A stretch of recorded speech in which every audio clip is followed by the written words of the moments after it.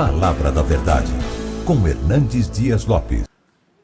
Meus amados, nós vamos abrir a Palavra de Deus na segunda carta do apóstolo Paulo aos Coríntios, capítulo 12. Segunda carta de Paulo aos Coríntios, capítulo 12, versos de 1 a 10.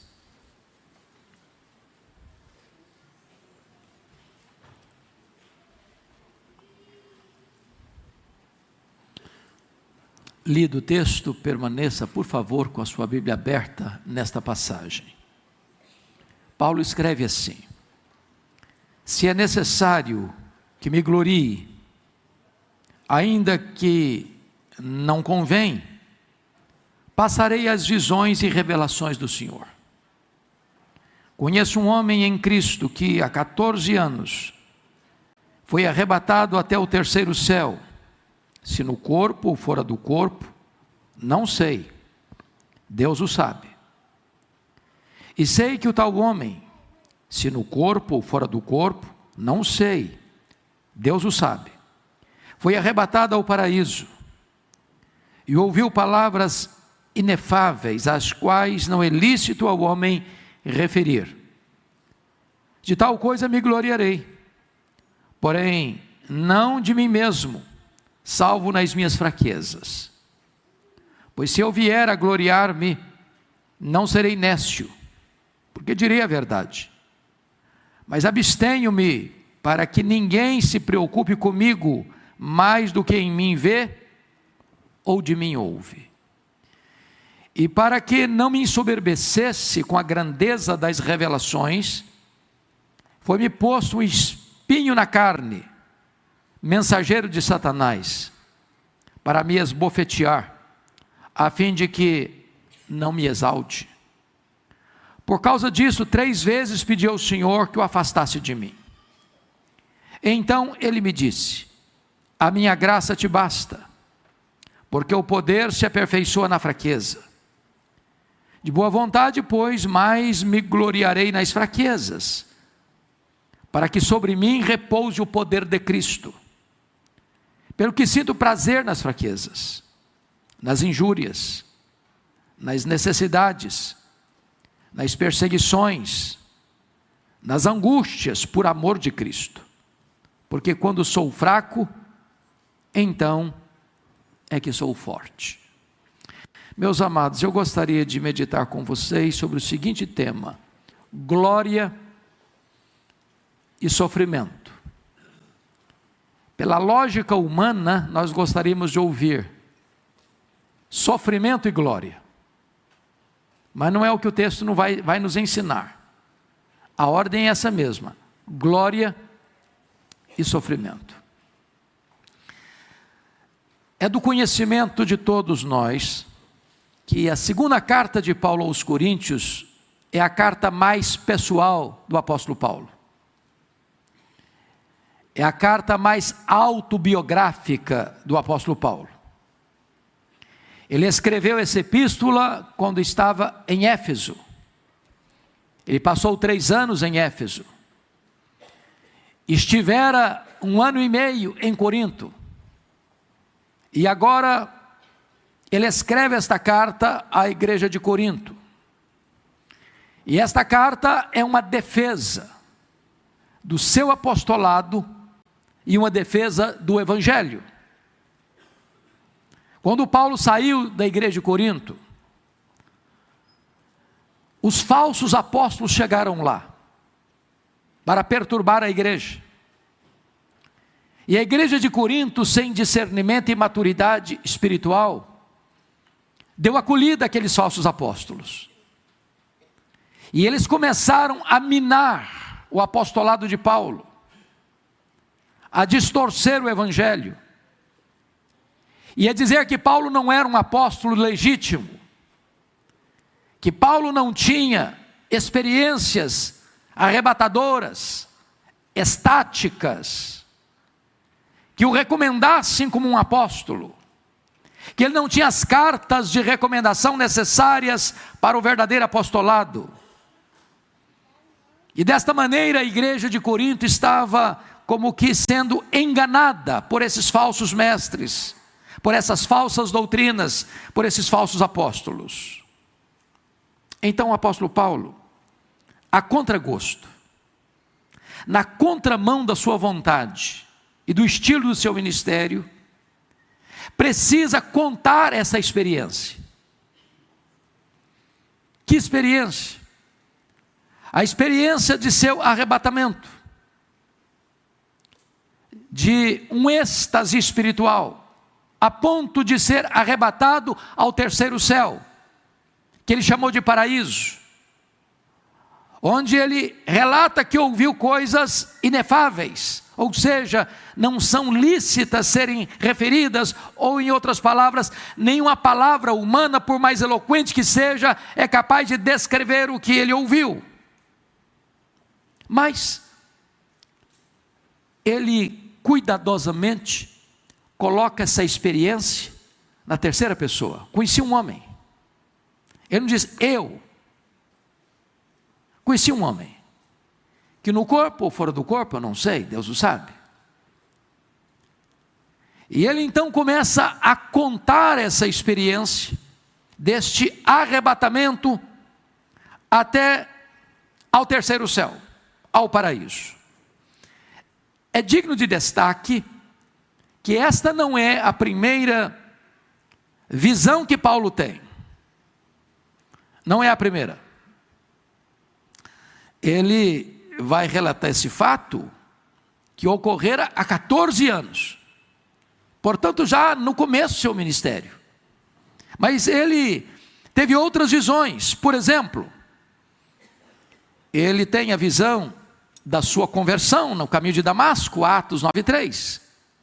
Caminhando cheio de fúria para Damasco, com o propósito de prender os cristãos, ele tem uma visão do Cristo glorioso que se revela a ele, e essa luz mais forte do que o sol, e ele é derrubado ao chão, e ele escuta a voz do Senhor: Saulo, Saulo, por que me persegues? Dura coisa te é recalcitrares contra os aguilhões. E ali ele tem a sua experiência de conversão. Depois ele tem uma segunda visão, quando ele passou 3 anos na Arábia, retorna a Damasco, e de Damasco sobe a Jerusalém, certamente com a intenção de ser um líder daquela igreja. Lá em Atos 22:6, o Senhor aparece para ele numa visão e diz: vai embora de Jerusalém, porque eles não vão te ouvir. E ele tenta argumentar com Deus, arrazoar com Deus, e Deus não cede, e disse: vai, porque eles não vão te ouvir. Depois Paulo ainda relata uma terceira visão que ele tem em Trode, já na sua segunda viagem missionária, quando ele queria entrar na Ásia. O Espírito de Cristo o impede de entrar na Ásia, e ele tem uma visão de um varão macedônio, dizendo: passa a Macedônia e ajuda-nos. E então ele entra no Ocidente, ele entra que nós chamamos de Europa, da Macedônia, e é por isso que pela graça de Deus o Ocidente é evangelizado. E quem sabe, resultado disso, você e eu estamos aqui nesta noite. Mas ele tem uma quarta visão, quando ele está em Corinto. E o Senhor aparece para ele e disse: coragem, Paulo, porque eu tenho muito povo nesta cidade. E isso não é uma experiência tão gloriosa, porque Deus tem os seus escolhidos em Corinto, e tinha os seus escolhidos em Corinto, como Deus tem os seus escolhidos em Vitória. E nós precisamos ter coragem para pregar o Evangelho, para que essas pessoas ouçam a voz do Evangelho. Mas Paulo ainda tem uma quinta visão. Agora, quando ele, saindo de Éfeso, para levar uma oferta aos pobres da Judeia, ele chega em Jerusalém, é preso em Jerusalém, está em Atos 23, versículo 11. E ele está na fortaleza como um prisioneiro. Há uma tentativa de matá-lo, e então o Senhor aparece para ele, lá na prisão de Jerusalém, e disse: coragem, Paulo, assim como você deu testemunho aqui em Jerusalém, eu quero que você dê testemunho também em Roma. E agora, esta última visão de Paulo, que ele narra, não cronologicamente a última visão, mas quando escreve há 14 anos, ele é arrebatado ao terceiro céu. Ele é arrebatado ao paraíso. Não sabe se no corpo ou fora do corpo, mas ele ouviu coisas inefáveis, que não é lícito ao homem referir. Notem comigo, no versículo de número 2, que o tempo dessa visão que ele compartilha foi há 14 anos. E que o arrebatamento foi arrebatado. E ele é arrebatado até ao terceiro céu, ou seja, ao paraíso. E talvez nós pudéssemos classificar o céu como o céu que nós enxergamos a olho nu, o céu, segundo o céu, espaço sideral. Os astrônomos estudam e nos deixam espantados com a grandeza insondável deste espaço sideral, com 93 bilhões de anos-luz de diâmetro. E o terceiro céu, onde está o trono de Deus, o lugar que foi preparado pelo Senhor para receber a sua igreja, a noiva do Cordeiro, onde estaremos para sempre com o Senhor. E ele vai mostrar para nós que ali ele ouviu, não diz que ele viu, mas diz que ele ouviu coisas inefáveis. E essa palavra inefável significa aquilo que não pode ser dito, aquilo que não pode ser proferido, aquilo que palavras humanas não conseguem descrever. No versículo 5, ele diz: de tal coisa me gloriarei. Não é uma experiência espúria, não é um misticismo vazio, é uma experiência real, dada pelo próprio Deus. Mas ele vai nos informar que, a despeito dessa grande visão, ele diz: não porém de mim mesmo. Ou seja, ele não está se gloriando da visão porque eu sou o apóstolo Paulo, eu sou o preferido de Deus, eu sou o homem que alcançou um nível espiritual mais elevado que todo mundo. Ele não bate palmas para ele mesmo, ele não acende as luzes da ribalta sobre ele mesmo, ele não busca os holofotes por causa dessa experiência, julgando-se melhor ou maior que os outros. Ele se gloria sim, mas não em si mesmo. Salvo, diz ele, me glorio nas minhas fraquezas. Nessas eu glorio, nessas eu aponto para mim, nas minhas fraquezas. E aqui, meus amados irmãos, eu gostaria de olhar com vocês, nos versos 5 e 6, o perigo das visões. Você pode ler o verso 5 e 6 comigo, a sua voz, em voz alta? Vamos juntos? De tal coisa me gloriarei, não porém de mim mesmo, salvo nas minhas fraquezas. Pois se eu vier a gloriar-me, não serei nécio, porque direi a verdade, mas abstenho-me, para que ninguém se preocupe comigo mais do que em mim vê, ou de mim, ouve. O que está acontecendo aqui? Paulo está tendo uma postura distinta e oposta aos falsos apóstolos. Porque todo falso mestre, todo falso apóstolo tem a tendência de chamar a atenção para si. Se apresentar como alguém especial, alguém importante, alguém espiritual, um líder carismático, um líder que merece ser ouvido porque ele é especial. O que Paulo está dizendo é que ele adota um método distinto dos falsos apóstolos que estavam pervertendo o evangelho em Corinto. Que ele não chama atenção para si, que ele não exalta si, que ele não constrói monumentos para si, que a sua experiência, por mais extraordinária, não é a base do seu ministério. Entendamos isso. O nosso ministério não está fincado sobre nossas experiências. Por mais verdadeiras e extraordinárias que sejam. Paulo não andava nas igrejas contando: olha, eu fui arrebatado até o terceiro céu, reúna a cidade que eu vou dar meu testemunho, congregue todo mundo, porque eu vou dizer para vocês, eu fui ao céu. Não.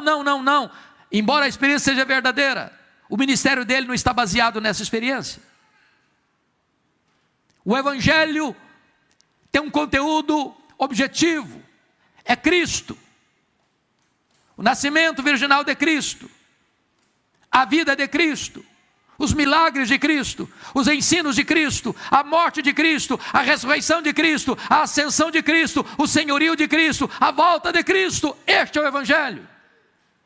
Não tem a ver com você e comigo, tem a ver com Ele. Em outras palavras, Paulo não aplaude a si mesmo. Paulo se gloria nas visões, mas não em si mesmo.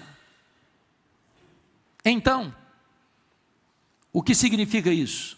O Evangelho não está focado no pregador. O Evangelho não exalta o homem. Bom, o que é curioso é que agora o apóstolo Paulo vai afirmar no versículo 7 uma espécie de contrassenso ou anticlímax.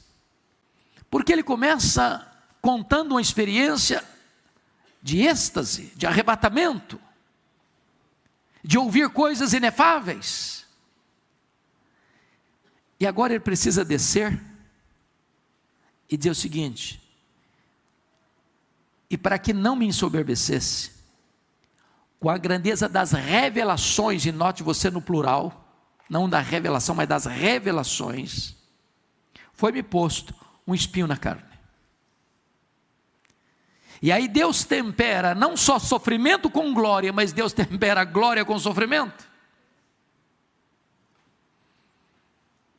Em outras palavras, meus amados irmãos, depois da glória vem a dor, depois do êxtase vem o sofrimento.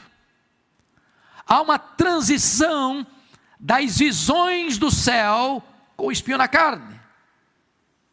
Diríamos nós, com o sorriso de Deus e com a carranca do diabo. Então eu gostaria que nós tirássemos agora, a partir do verso 7 ao verso 10, algumas lições. E a primeira lição que eu queria tirar é que o sofrimento na vida do cristão é inevitável. Você já passou por algum sofrimento? Está passando por algum sofrimento hoje? Porque às vezes a nossa tendência, quando estamos passando por um sofrimento, é pensar: só eu estou sofrendo.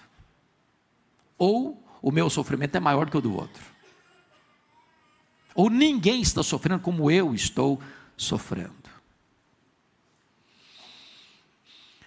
Vejam vocês comigo o que ele vai dizer, versículo 7. Eu queria que você lesse em voz alta comigo o verso 7. Vamos juntos? E para que não me ensoberbecesse com a grandeza das revelações, foi-me posto um espinho na carne, mensageiro de Satanás, para me esbofetear, a fim de que não me exalte. A primeira pergunta é: esse espinho na carne procede de quem? De Deus ou de Satanás? A tendência humana é atribuir tudo aquilo que nos faz sofrer ao diabo.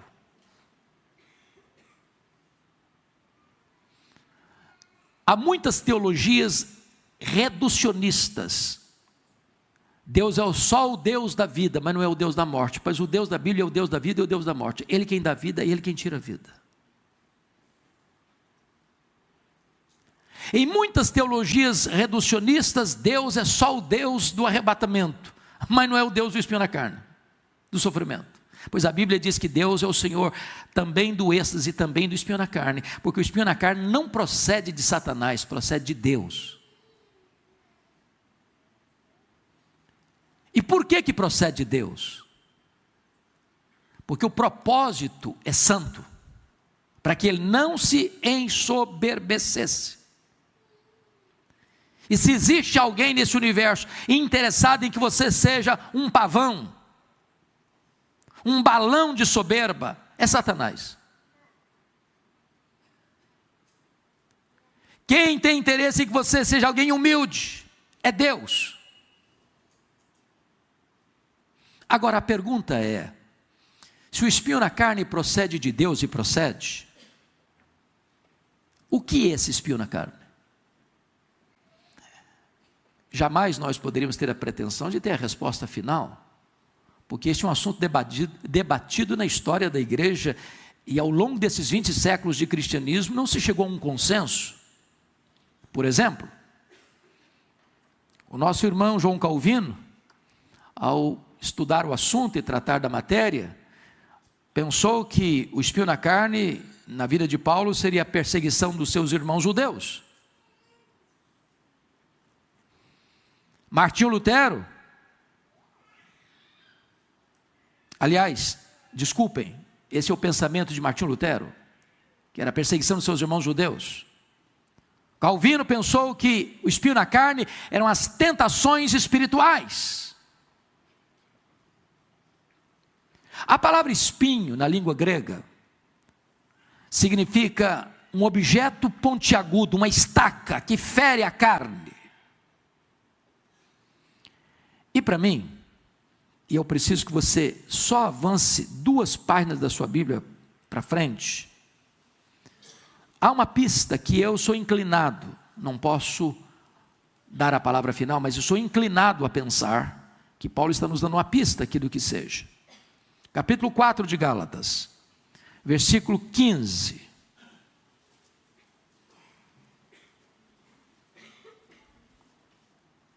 Aliás, é necessário ler o 14 e o 15. Vamos juntos ler em voz alta? Gálatas 4, 14 e 15. É esclarecedor. Vamos juntos.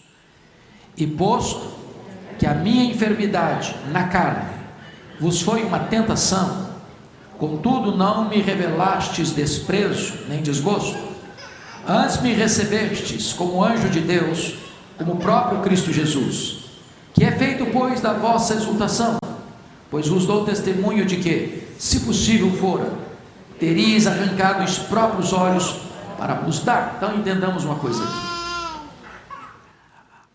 A região da Galácia é uma referência à primeira viagem missionária de Paulo. Paulo esteve em Antioquia da Pisídia, Icônio, Derbe e Listra.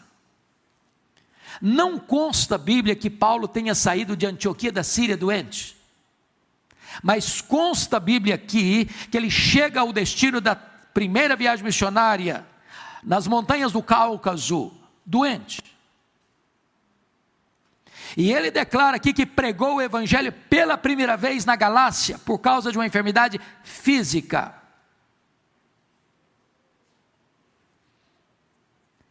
Muito possivelmente, esta enfermidade física pode ser o espinho na carne. Não há consenso entre os estudiosos sobre que enfermidade física era essa, mas muitos estudiosos, e a maioria deles possivelmente, entendem que Paulo, quando saiu de Perge da Panfilha, em Atos 13:13, quando o jovem João Marcos, companheiro de viagem deles, abandonou a caravana missionária e retornou para Jerusalém, essa região era uma região pantanosa, com muita incidência de malária, que Paulo teria contraído uma malária aqui, sofrendo uma dor de cabeça alucinante, afetando inclusive a visão, e parece-nos que o problema era problema de visão, porque não faria sentido os irmãos terem a capacidade, se possível, de arrancar os próprios olhos para dá-los a Paulo, se Paulo não tivesse um problema de visão. Talvez por isso, Paulo precisasse de um escrevente ou de um secretário para escrever as suas cartas, e então ao final ele pegava a pena e escrevia do próprio punho a conclusão. O certo é, meus amados irmãos, que Paulo está sofrendo um espinho na carne. E ele diz mensageiro de Satanás para lhe esbofetear. E você pode perguntar, mas como assim? Se o espinho na carne veio de Deus, como é que Satanás esbofeia a cara dele com espinho? Porque este é o papel de Satanás. Quando a providência é carrancuda, usando uma palavra de William Cowper, e às vezes Satanás aparece. Por exemplo, você vê um crente fiel a Deus, em cima de uma cama, doente, anos. Ou um crente piedoso, vitimado por um câncer, devastador. Ou você vê um crente fiel, sofrendo um acidente, indo para uma cadeira de rodas. Ou você vê um crente fiel, cujo filho nasceu com sérios problemas de saúde. Você diz, meu Deus, e aí? E nessa providência carrancuda chega Satanás. Está vendo aí? Você não é crente? Você não é piedoso? Você não serve a Deus? Está passando por essa magrela, está passando por esse problema. Se Deus amasse você, você não estava nessa. Passando a ideia que se você é crente, você não pode ter problema na vida. Deus nunca prometeu isso. Neste mundo vamos ter aflição mesmo. Ele prometeu estar conosco todos os dias, até a consumação dos séculos. Mas Paulo vai lidar com um segundo problema, além do espinho na carne, que esse é o problema real. Mas agora ele enfrenta um segundo problema, que são as orações não atendidas. Veja comigo, por gentileza, voltando lá para 2 Coríntios 12, versículo 8. Você pode ler o 8 comigo? Vamos juntos? 2 Coríntios 12, 8, vamos lá? Por causa disto, 3 vezes pedi ao Senhor que o afastasse de mim. Afastasse o quê? Espinho na carne. Por causa disso. Ou seja, é uma oração o quê? Específica. Não é genérica. Deus, tira o espinho na carne. Deus, tira o espinho da carne. Deus, tira esse espinho da minha carne. O que é curioso é que Paulo era um homem de oração. Paulo era um homem que orava pelos enfermos, e os enfermos eram curados. E aqui está, pastor Jailton, um dos grandes dilemas do ministério. Que às vezes, quando você está enfrentando um problema, você tem o problema no seu próprio corpo, uma dor que pulsa no seu próprio corpo, você é conclamado a orar pelos outros, e você vê os outros sendo curados, e você que está orando pelos enfermos, e eles estão sendo curados, você mesmo não o é.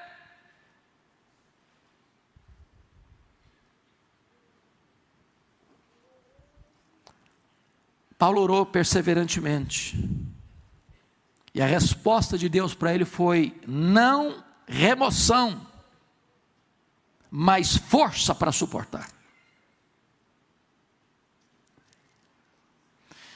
Se o sofrimento é inevitável, em segundo lugar, o sofrimento é indispensável dentro da providência divina.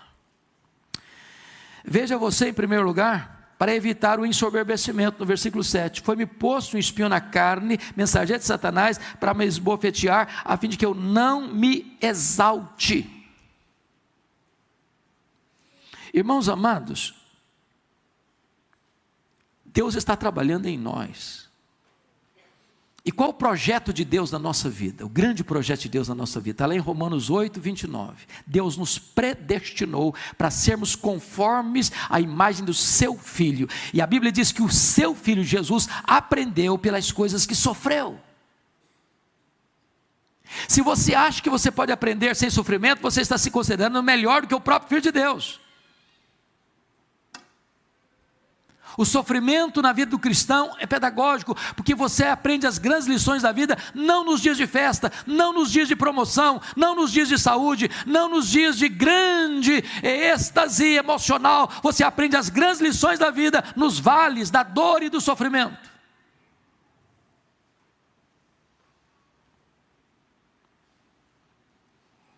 O propósito do espinho não é a destruição da sua vida, é a qualificação da sua vida.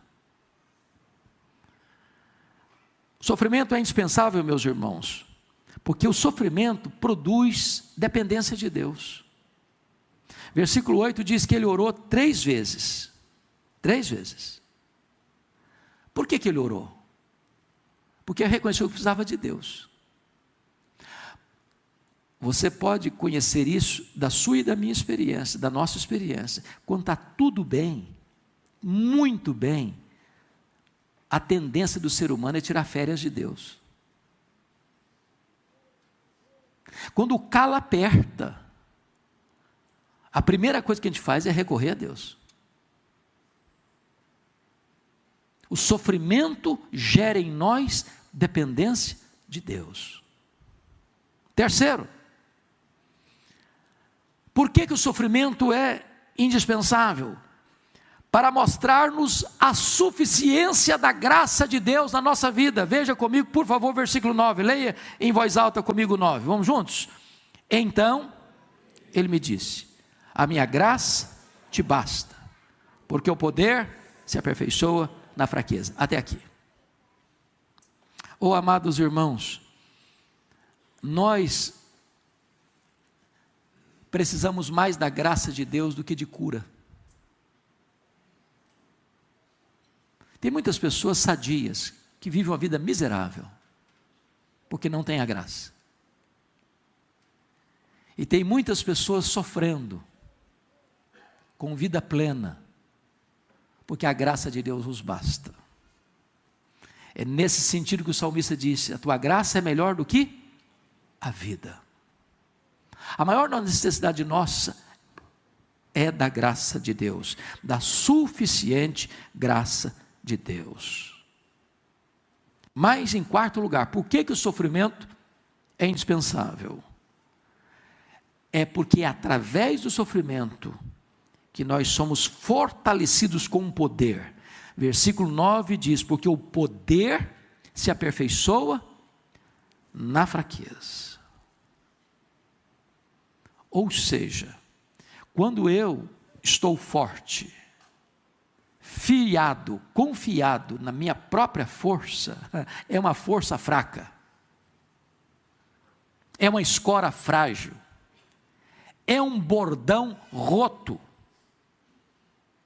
Mas quando eu reconheço a minha fraqueza e descanso no poder de Deus, então eu sou capacitado para enfrentar. E é por isso que Paulo enfrentou açoites, apedrejamento, prisões, naufrágios, perigos entre patrícios e estrangeiros, e enfrentou vitoriosamente, por causa da capacitação do poder de Deus. Mas eu quero dizer para você, ainda em terceiro lugar, que o sofrimento não é apenas inevitável e indispensável, mas em terceiro lugar, o sofrimento, à luz desse texto, é pedagógico. Porque a grande questão é, meu Deus, e os puritanos diziam isso, Deus não desperdiça sofrimento na vida de seus filhos. Por que você, como um crente, está sofrendo? Já parou para perguntar isso? Tem alguém sofrendo aqui ou só eu que de vez em quando enfrenta esse problema na vida? Qual o propósito? Qual o objetivo? Eu preciso que você vá lá no capítulo 1 comigo, dessa mesma carta. E nós vamos ler um dos textos mais lindos e sublimes da Bíblia. 2 Coríntios capítulo 1, versos 3 e 4, eu peço que você leia em voz alta, bem bonita, uníssono comigo, vamos juntos? Bendito seja o Deus e Pai de nosso Senhor Jesus Cristo, o Pai de misericórdias e Deus de toda consolação. É Ele quem nos conforta em toda a nossa tribulação, para podermos consolar os que estiverem em qualquer angústia, com a consolação com que nós mesmos somos contemplados por Deus. Sabe por que você enfrenta um sofrimento? Porque Deus não apenas quer consolar você, Ele quer transformar você num instrumento de consolação, onde você vai encontrar uma pessoa que está passando por um grande momento de dor, um grande vale na vida, e você vai chegar e dizer, Deus pode consolar você, Ele fez isso na minha vida, Ele é o mesmo Deus, e com a mesma consolação com que Deus me consolou, Deus pode consolar você também. Você vai ser um instrumento nas mãos de Deus, para abençoar outras pessoas. Agora, é possível, querido pastor Jailton, que na caminhada da vida, Deus resolva nos revelar o propósito do nosso sofrimento. Versículo 7 diz, foi-me posto um espinho na carne, mensageiro de Satanás, para me esbofetear, a fim de que eu não me ensoberbeça. Às vezes, meus irmãos, às vezes, e nem sempre, Deus revela o propósito para o qual, ou pelo qual eu estou sofrendo. Tem uma música que se canta hoje aqui no Brasil: se Deus fizer, Ele é Deus. Se Ele não fizer, Ele também é Deus. Se Deus curar, Ele é Deus. Se Ele não curar, Ele também é Deus. Vocês lembram de Jó? Os dramas de Jó? O luto de Jó? A doença de Jó? E Jó perguntou para Deus 16 vezes, por quê? E a resposta de Deus foi o silêncio sepulcral. Nem sempre Deus revela porque que eu estou passando por esse momento difícil na vida. Às vezes Deus revela, outras vezes não. E nem deixa de ser Deus por isso. O que é maravilhoso é que quando você diz assim para Deus: Deus, está doendo, Senhor. O Senhor podia tirar esse espinho da minha carne, Deus. E não é assim que nós oramos? Basta uma palavra tua. Basta um sinal do teu favor. O Senhor já fez na vida de tantas pessoas, o Senhor podia fazer na minha vida também. Paulo podia dizer: Deus, eu orei por fulano, eu orei por Beltrano, eu orei por Ciclano, Senhor, eu orei para aquele outro, eu orei para aquele outro, o Senhor atendeu a minha oração, Senhor, atende agora, meu Deus, sou eu agora, eu que estou precisando de cura agora, eu estou precisando de alívio agora, eu estou precisando de um refresco agora, o Senhor podia olhar para mim, o Senhor podia me atender, meu Deus. Deus não repreendeu Paulo porque Paulo pediu. Deus não fica bravo conosco porque nós dizemos: Deus, está doendo, o Senhor podia dar uma aliviada para a minha barra. Mas vamos olhar um outro ângulo. O sofrimento pode ser uma dádiva de Deus a nós, porque nós não estamos enxergando o quadro geral. Por exemplo, qual era a grande preocupação do apóstolo Paulo? Era ser desqualificado para o ministério. Quando Deus põe um espinho na carne de Paulo, está dizendo: meu filho, eu estou botando esse espinho na sua carne, e eu sei que vai doer, e eu não vou tirar, mas eu vou te capacitar, eu vou te dar poder, e você vai viver o resto da sua vida na dependência de mim. Você não vai se tornar um homem soberbo por causa da grandeza das revelações e do mais extraordinário ministério que se referenciou na terra. Você vai ficar sempre na dependência do meu poder e da minha graça. Há um texto na Bíblia, desculpem de hoje estar pedindo para ler vários textos, mas eu acho que é pedagógico. E eu queria que você fosse comigo para Gênesis, porque para mim é um dos textos mais lindos do livro de Gênesis, e um dos textos mais belos da Bíblia. Está lá em Gênesis 42, 36. Vá comigo lá, porque essa experiência de Jacó para mim é fascinante. Olha aqui o que Jacó está dizendo. Gênesis 42. Gênesis 42, 36. Você pode ler comigo? Vamos juntos? Então lhes disse Jacó, seu pai: tendes-me privado de filhos. José já não existe, Simeão não está aqui, eis levar a Benjamim. Todas essas coisas me sobrevêm. Ele está fazendo uma queixa. Ele não enxerga no escuro, ele não enxerga na curva, ele não vê o que está lá na frente. Ele está lamentando muitas coisas aqui. Tendes-me privado de filhos. O que ele está querendo dizer? Bom, o José está morto na cabeça dele. O Simeão ficou preso lá no Egito. Falou: enquanto não trouxer o tal do Benjamim, vocês não voltem aqui. E o Simeão não vai sair da cadeia. Agora os filhos estão dizendo o seguinte: olha, papai, não adianta a gente ir para o Egito sem levar o Benjamim, porque o homem lá não vai nem receber a gente. Ele está olhando tudo isso aí como coisas contra ele, uma providência carrancuda contra ele. Todas essas coisas me sobrevêm, coitado de mim. E nem sabia ele que o José não estava morto, era o governador do Egito. Nem sabia ele que ele estaria indo ao encontro do seu filho num tempo de fome e que a família dele seria sustentada. Nem sabia ele que, em vez de uma tragédia que estava sendo desenrolada na história dele, era um caminho de glória, de conquista, de vitória, de alegria. Tem hora que você está reclamando demais e Deus diz: calma, filho, calma, eu estou no controle, a minha providência é a seu favor, não é contra você não. Você nem imagina o que eu estou preparando para você.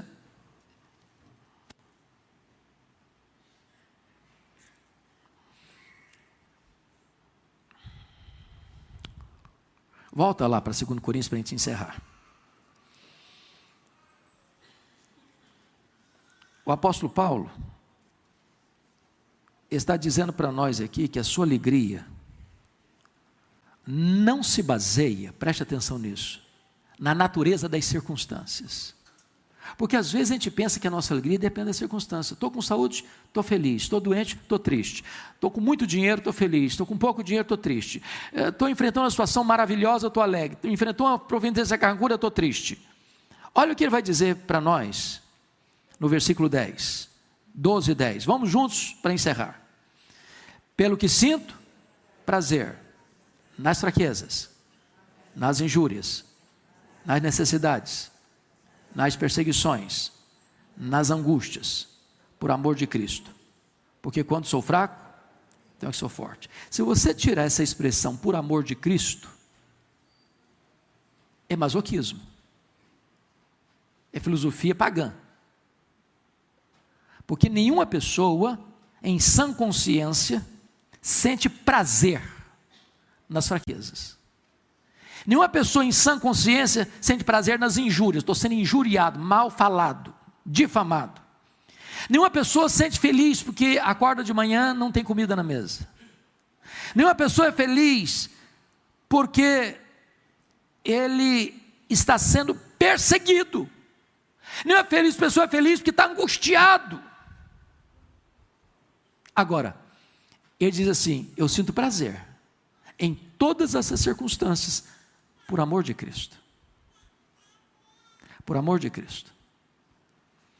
Ou seja, se isso vai trazer glória para o nome de Cristo, se isso vai ser testemunho para o Evangelho, se isso vai abençoar pessoas que estão passando pelas mesmas circunstâncias e olhando e vendo Deus os consolando diante dessa situação, então eu me alegro e eu me regozijo e eu sinto prazer. E ele conclui dizendo: porque quando eu sou fraco é que eu sou forte. Quando eu dependo de Deus, aí está a minha fortaleza. Mas eu queria concluir dizendo o seguinte: a vida aqui, nesse breve percurso do berço à sepultura, é luta mesmo. Pouco mais aqui, pouco mais ali. Mas nenhum de nós vive numa estufa. Nenhum de nós vive blindado numa redoma de vidro. Porém, o nosso sofrimento tem prazo de validade. Ele vai acabar. E mais, Paulo diz em Romanos 8,18 que o sofrimento do tempo presente não é para comparar com as glórias por vir a serem reveladas em nós. E então saiba disso.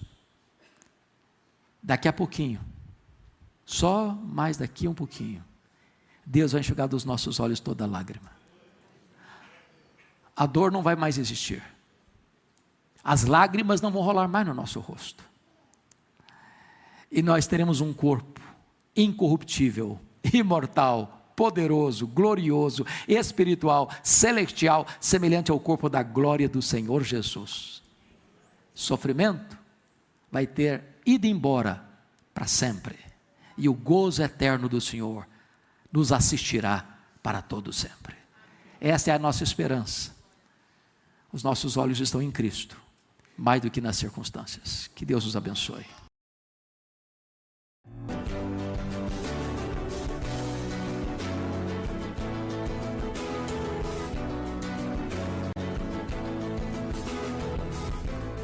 Palavra da Verdade, com Hernandes Dias Lopes.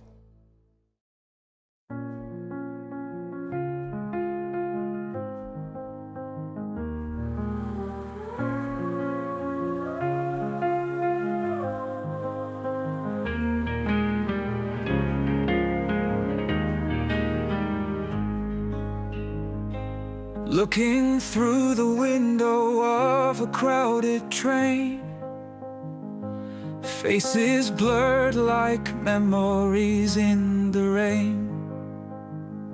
Searching for a moment I can claim. Life keeps moving, never quite the same.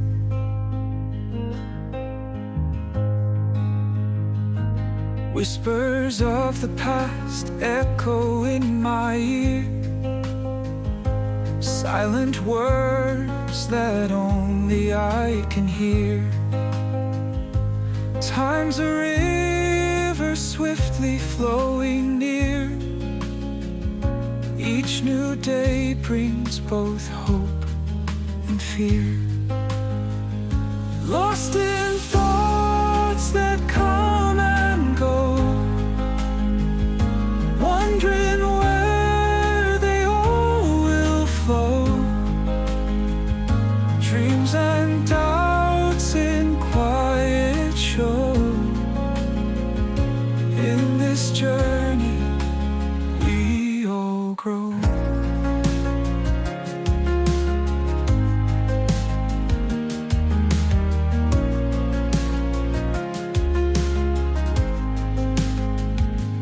Raindrops tapping gently on the glass.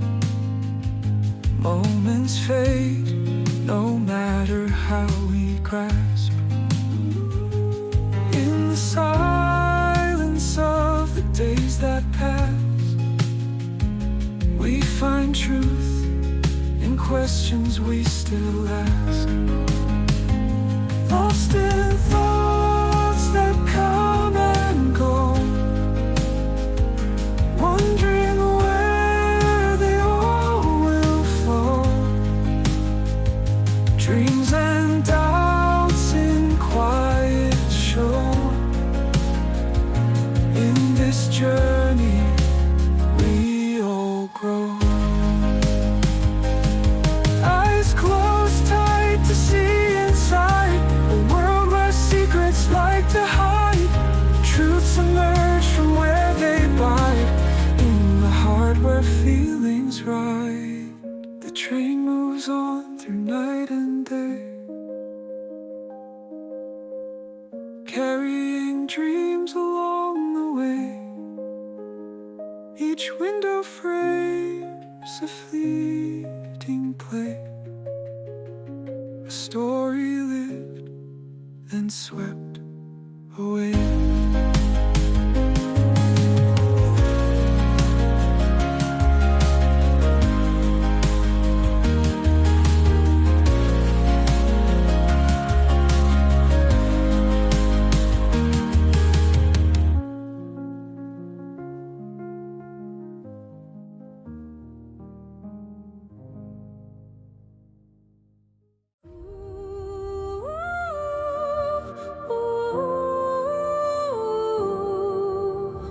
Waking to the shadows bold, I hold the secrets never told. In the night where legends breathe, my heart beats louder than you believe. Believe. Stars above, they know my name. In the dark, no two hearts are the same. Walking on a silver line, echoes of your whisper intertwine. I'm the queen of the night, with the crown of shattered light. In the blackness I reign, where the moon feels my pain.